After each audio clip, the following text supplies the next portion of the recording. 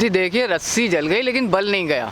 अगर देखा जाए तो महाराष्ट्र सरकार की जो हालत अब हो चुकी है, उसके बावजूद भी अगर उद्धव ठाकरे जी को ये खेल खेलने में बड़ा मज़ा आ रहा है तो वो बिल्कुल खेल सकते हैं। 65 क्यों, 6,500 6,50,000 65 लाख गवाह ला करके खड़े कर दीजिए, लेकिन आप सच्चाई को छुपा नहीं सकते। 100 बार एक झूठ को बोलने से झूठ सच नहीं बदल जाता। लेकिन ये बात आपके समझ में नहीं आ रही है। असल में मेरे को ऐसा लग रहा है कि जो ड्रग्स का धंधा इन लोगों का बंद हुआ है ना, उसकी वजह से इनके ऊपर इतनी मानसिक कलेश आ गए हैं कि ये लोग आनन फानन में जो इनका मन पड़ता है वो करे जा रहे हैं। ये इस बात को नहीं समझ पा रहे हैं कि आप जो भी काम कर रहे हैं वो आपको शायद अभी तो बचा लेगा, लेकिन जब आपकी सत्ता आपसे छीन ली जाएगी, जब वो कुर्सी जिस पे आप अपनी टेक लगा के बैठते हैं ना, जनता वो कुर्सी आपके पैर के नीचे से खींच लेगी, तब आप एक टुच्चे से आम इंसान भी नहीं रह जाएगा। क्योंकि एक आम इंसान की भी अपनी जो वैल्यू होती है वो आपसे कई ज़्यादा बढ़कर होती है। आप एक नेता हैं, आप कोई अभिनेता हैं, या आपका कोई एक पॉलिटिकल रुतबा भी हो, चाहे बाला साहब ठाकरे के नाम पर ही आप कितना ही क्यों ना उछलते हो, लेकिन आप खुद की आपकी कोई इज्जत नहीं रह गई है। और आप इस तरीके से जो अर्नब को बार बार फंसाने की कोशिश कर रहे हो, ये देश को ही नहीं दुनिया को क्लियर मैसेज जा रहा है कि पूरी दुनिया में अगर कोई भी इंसान अर्नब गोस्वामी का दुश्मन है तो वो उद्धव ठाकरे जी या उनका पालतू पाला हुआ बंदर संजय राउत है। अब आप देखिए, अनिल देशमुख जी आकर के अब कुछ नहीं बोलेंगे। 65 इन लोगों के पास वो आ गए हैं, सुबह डिजिटल एविडेंस भी बता रहे हैं कि हमारे पास खूब सारे हैं। लेकिन आप ये बताइए कि ये डिजिटल एविडेंस आपके रातों रात कैसे पैदा हो गए? जब पहले 306 के केस में आपने अबेटमेंट टू सुसाइड के केस में अर्नब गोस्वामी को पकड़ा था, उस समय तो आपने कोर्ट के सामने ऐसी कोई दलील नहीं रखी, ऐसी कोई गवाह नहीं थे, ऐसी कोई डिजिटल एविडेंसेस आपके पास नहीं थे। रातों रात क्या वहाँ पे कोई नया कोठा खोल लिया है जिसमें आप ये पैदा करे जा रहे हैं? या तो आप देश की जनता को भ्रमित करने के लिए नए नए चुटकुले छोड़ते रहते हैं कि भैया आज हमारे पास ये एविडेंस आ गया, आज हमारे पास ये एविडेंस आ गया। मुझे तो ऐसा लग रहा है कि महाराष्ट्र सरकार ने एक नया कारखाना खोला है जिसमें नए नए एविडेंसेस पैदा किए जा रहे हैं रातों रात। मेरे को लग रहा है मुन्नी शायद लेकर के गए हैं ये सलमान खान से, वो इसी काम में लगा रखी होगी इन्होंने उस मुन्नी को। लेकिन ये अगर आपको केसेस खोलने में मज़ा आ रहा है तो आप ही के शिवसेना के एक लीडर है रविंद्र वायकड़ जी, जिनकी बीवी, जिनका नाम है मनीषा, उन्होंने नायक साहब की बीवी से 21 प्लॉट खरीदे थे, जिसमें कुछ फॉरेस्ट डिपार्टमेंट के भी थे, जो रिस्ट्रिक्टेड एरिया से। तो ज़रा उसका खुलासा भी करिए कि भैया उसके ऊपर आपका जो किरीट सोमैया जी ने खुलासा किया था कि आपने उसके ऊपर बोलना क्यों नहीं शुरू किया? आप नहीं बोलेंगे, क्यों? आपको मालूम है कि खुद के घर का बंदा फंस रहा है तो हम क्यों बोलेंगे? मुंबई सरकार को मेरे हिसाब से एक तरीके से पूरी तरीके से ठप कर देना चाहिए। इन लोगों को चलाना सरकार आ नहीं रहा है। अब हो क्या रहा है, जो बॉम्बे की पुलिस है, मैं उन बेचारों के लिए भी कुछ नहीं कहूँगा क्योंकि वो तो एक तरीके से सरकार जैसे बोलती है वो वैसे चलते हैं। लेकिन अब अगर आपने, वो कहते हैं ना कि अगर उस्तरा ही दे दिया बंदर के हाथ में तो चोट तो लगेगी। ये यहाँ पे सबसे बड़ी गलती रही है महाराष्ट्र में रहने वाले लोगों की। वैसे उनकी भी क्या गलती रही है? बीजेपी के नाम पे इन लोगों ने वोट मांगे, बीजेपी के नाम पे वोट मांग करके अपनी सरकार बना ली, उस सरकार के साथ जहाँ पे लोग बाहर डांसर रहे हैं, जहाँ के लोगों का कोई वजूद इस धरती से रहा ही नहीं है। इटली से आकर के लोग यहाँ पे आकर के अपना नाम बनाए हैं और आप उन लोगों के साथ जा कर के सरकार बना रहे हो। आप लोगों को शर्म आनी चाहिए। बाला साहब ठाकरे ने कहा था, अगर मेरे को कांग्रेस के साथ सरकार बनानी पड़ गई, मैं ये पार्टी ही ख़त्म कर दूंगा। और उनके बेटे आज ऐसे ऐसे काम कर रहे हैं कि अगर वो स्वर्ग से देखते होंगे तो वो सोचते होंगे कि मैंने कैसे गधों को पैदा करके अपनी पार्टी में जगह दे दी कि ये किसी काम के तो रहे नहीं। न्याय व्यवस्था प्रणाली को बनाने में इन लोगों का कोई योगदान नहीं है, लेकिन जहाँ पे इन लोगों को सामने वाले को परेशान करने की बात आती है तो ये खूब खुल के करते हैं। इनको ऐसा लगता है कि इनके परेशान करने से शायद लोग डर जाएंगे, लेकिन ये इस बात को नहीं समझ पा रहे हैं कि ये लोगों को डरा नहीं रहे हैं, ये लोगों को उकसा रहे हैं। ये आम जनता को उकसाया जा रहा है और ये आम जनता का दिमाग खराब हो गया अगर, तो ठाकरे जी आप इस बात को यकीन मान के रखिए, महाराष्ट्र तो बहुत दूर की बात है, आप हिंदुस्तान के किसी भी कोने में जाने लायक नहीं रह जाएंगे। स्पेशली दिल्ली, जहाँ पे केंद्र सरकार, इनका सपना इतना बड़ा है कि केंद्र सरकार में आएंगे। और लक्षण ऐसे हैं, देश विरोधी काम करने वाला कोई भी इंसान अगर सरकार बनाने के बारे में सोचेगा तो मैं चाहूँगा हमारे देश की जनता उसकी जड़ें खोखली कर दे और उनको पूरी तरीके से उखाड़ करके फेंक दे बाहर की तरफ, इससे पहले कि ये अपनी जड़ें जमा करके हमारे देश की जनता का पैसा लूट करके हमारे देश की जनता को ही बेवकूफ़ बनाएं और उसको नुकसान पहुंचाने की कोशिश करें। अंकुर भाई, इतने दिनों में हमने एक चीज़ तो ज़रूर देख ली है कि मुंबई पुलिस और महाराष्ट्र सरकार के पास कोई पुख्ता सबूत नहीं थे अर्नब गोस्वामी के खिलाफ कि उनको पनिशमेंट दी जाए या उन्हें किसी भी तरीके से किसी केस में फंसाया जाए।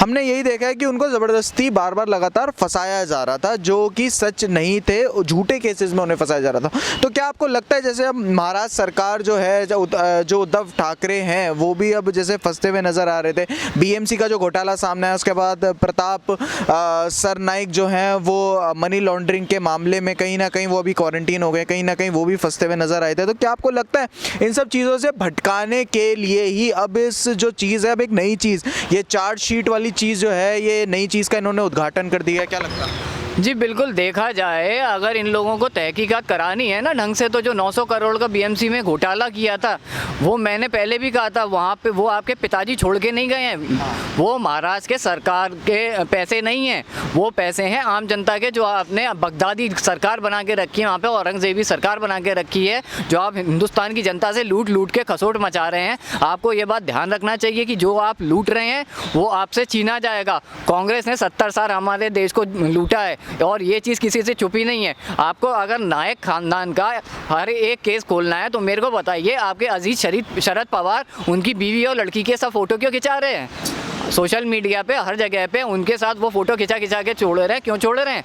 क्या हम लोग बेवकूफ़ दिख रहे हैं आपको? अगर आपको लगता है कि अर्नब गोस्वामी को किसी भी तरीके से फंसा के आप रिपब्लिक ख़त्म कर देंगे तो ये आपकी जीवन की सबसे बड़ी गलतफहमी है। मैं चाहूँगा कि आप ये थोड़ा गांजा वांजा मारना कम करिए, क्योंकि गांजे के नशे में कई बार इंसान को वो चीज़ें दिखने लगती हैं जो वो कभी कर ही नहीं सकता। आसमानी नशा होता है ये, तो हम लोगों ने जितने नशेड़ी देखे हैं वो इसी टाइप के देखे हैं। और मैं चाहूँगा कि आप इस बात पे ज़रा जोर दें कि जिस अर्नब गोस्वामी को आप डराने की कोशिश कर रहे हैं, जिसको आप दबाने की कोशिश कर रहे हैं, उनके पिता एक आर्मी ऑफिसर रह चुके हैं और एक आर्मी ऑफिसर के ख़ानदान की परवरिश कैसी होती है ये आपको अच्छे से पता होगा। और यकीन नहीं है तो कभी अगर फुर्सत मिले तो किसी आर्मी वाले से, एक नॉर्मल सिक्योरिटी गार्ड भी होता है, उससे आप पूछेंगे ना तो वो आपको बता देगा। हमारी नज़र में अर्नब गोस्वामी की जो जगह है उसके आसपास भी महाराष्ट्र सरकार का कोई भी नुमाइंदा नहीं खड़ा है, चाहे वो चीफ मिनिस्टर खुद क्यों ना हो।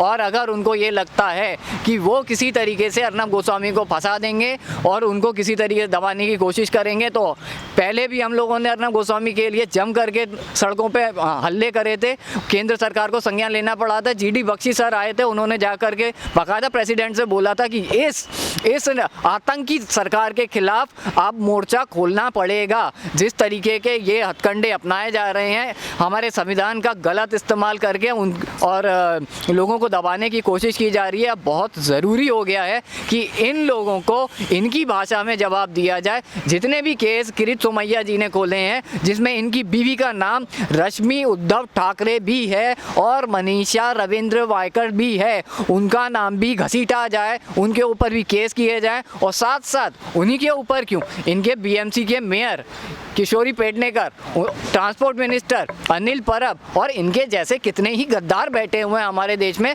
जो हमारे देश की संपत्ति को हड़पने में लगे हुए हैं और उनका कोई संज्ञान नहीं लेता। क्यों नहीं लेगा? मैं चाहूँगा कि केंद्र सरकार इसमें दाखिल हो और बाकायदा इन टुटपंजों से जैसे लोगों को पकड़ के इनके ऊपर केस किया जाए। सबसे पहले इनके हाथ से ये सत्ता छीनना बहुत ज़रूरी है, क्योंकि एक हठी बालक की तरह बर्ताव करने वाले इंसान को हम समझा सकते हैं, समझ सकते हैं, लेकिन अगर किसी की मानसिकता ही पूरी तरीके से आतंकवादी जैसी हो जाए, लश्कर-ए-तैयबा जैसी हो जाए किसी इंसान की, तो हमें चाहिए कि हम उस इंसान को पूरी तरह से एक्सपोज करके उसको ख़त्म कर दें।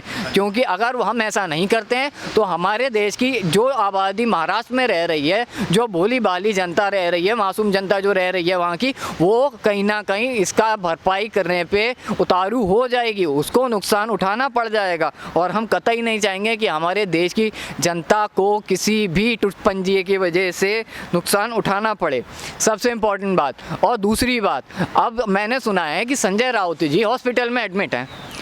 मैं उनका हालचाल जानने के लिए नहीं बोल रहा हूँ कि वो हॉस्पिटल में एडमिट है, मेरे को ये जानना है कूपर हॉस्पिटल क्यों नहीं लेके गए उन्हें। आपको पुराने गड़े मुर्दे सारे उखाड़ने हैं। संजय राउत जी ने 1993 के बाद जो एक स्टेटमेंट दिया था, आपको शायद याद होगा, बॉम्ब ब्लास्ट के बाद, कि अंडरवर्ल्ड डिसाइड करता है कि सीएम की कुर्सी पे कौन बैठेगा। तो मेरे को ये बता दीजिए कि अभी भी क्या अंडरवर्ल्ड ने डिसाइड करके रखा हुआ है कि सीएम की कुर्सी पे कौन बैठेगा? मेरे को ये जानने का बड़ा इंटरेस्ट है। अगर वाकई में अंडरवर्ल्ड डिसाइड करता है, वो भी आप ही के प्रवक्ता हैं संजय राउत जी, हमने नहीं बना के रखा उन्हें, आपने बनाया अपने सामना मुखपत्र का प्रवक्ता, वो भी ऐसे इंसान को जिसको बोलने की तमीज़ नहीं है, खुद की शक्ल गधे जैसी लगती है और हमारी ईडी जैसी एजेंसी इसको वो कुत्ते से कंपेयर कर रहा है। खुद की हैसियत नहीं है 2 पैसे की और कंपेयर करेंगे खुद को कोहिनूर हीरे से। अबे जाओ जा कर के कहीं तो अपनी शर्म कर लो। तुम लोगों को बोलना है तो देश के खिलाफ बोलना है। किसान आंदोलन हो रहा है, उसमें भी तुम लोगों की प्रतिक्रिया जो आती है वो भी देश के खिलाफ आती है। तुमको हिंदू धर्म के खिलाफ बोलना है, भगवे के खिलाफ बोलना है। मतलब हिंदुस्तान में रहना तुम लोग चाहते क्यों हो? केवल इसलिए कि हिंदुस्तान का इस्लामीकरण कर दे पूरी तरीके से। और अगर यही सोच लेकर के महाराष्ट्र सरकार बनी है तो मैं ये चेतावनी दे रहा हूँ महाराष्ट्र सरकार को कि महाराष्ट्र सरकार ये ना सोचे कि वो बॉम्बे में कुछ भी करेगी तो यहाँ फ़र्क नहीं पड़ेगा। दिल्ली केंद्र का गढ़ है, इस देश का दिल है दिल्ली। और अगर इस देश के किसी भी हिस्से में आतंकवादियों से मिले हुए लोगों द्वारा बनाई गई सरकार स्थापित की जाएगी तो यहाँ से आवाज़ उठेगी और उस सरकार का नामो निशान ख़त्म करके उस जगह का, महाराष्ट्र के जगह के लोगों के हाथ में कमान सौंपी जाएगी कि अब आप महाराष्ट्र की आगे बढ़ाने के बारे में सोचें। महाराष्ट्र के बारे में सोचने का इनके पास समय नहीं है, डेवलपमेंट के बारे में कोई सोचता नहीं है। बीएमसी को बाकी सारे घोटाले करने हैं। 3000 करोड़ का इन्होंने एक कोविड घोटाला भी करा था जहाँ पे मुरुल हॉस्पिटल में इन्होंने 5000 बेड देने की बात करी थी, वो भी गलत, वो भी एक घोटाला हुआ था, उसके बारे में कोई बात नहीं करेगा। लेकिन बात किसके बारे में करेंगे? अर्नब गोस्वामी के। मेरे को तो कभी कभी ऐसा लगता है रात में सोते भी ये होंगे तो अर्नब गोस्वामी सपने में आके कहता होगा पूछता है भारत, और ये डर के मारे बैठ जाते होंगे, शायद बिस्तर भी गीला कर देते हों, कह नहीं सकते। लेकिन मेरे को ये बताइए, आपने महाराष्ट्र का डेवलपमेंट किया कितना है? देवेंद्र फडणवीस जी तो बहुत करके चले गए। आपकी सरकार जब से आई है भोग विलास में लगी हुई है, गंजेड़ियों के साथ उसी चीज़ में लगी हुई है। लेकिन आपको सरकार में रहते हो, सत्ता में रहते हो, डेवलपमेंट का दूर दूर तक ख्याल नहीं है। आप सुधर जाएं, यही आपसे रिक्वेस्ट है।